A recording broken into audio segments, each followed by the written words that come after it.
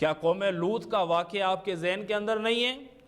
کہ قوم لوط پر اللہ تبارک و تعالیٰ نے کس طریقے سے بارش فرمائی پتھروں کی، اور پتھروں کی بارش ایسی فرمائی کہ ہر پتھر پر ان لوگوں کا نام لکھا ہوا تھا جس کو وہ پتھر لگنا تھا۔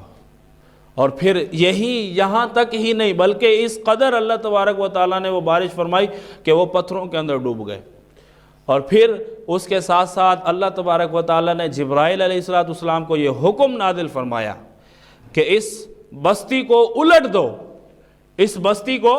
الٹ دو، تاکہ یہ جو بستی والے لوگ ہیں ان کا حصہ جو ہے نا وہ نیچے آ جائے۔ تو حضرت جبرائیل علیہ السلام نے اپنے پر سے اس بستی کو اٹھایا،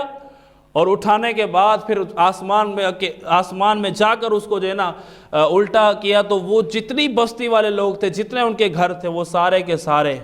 زمین بوس ہو گئے، زمین کے اندر دفن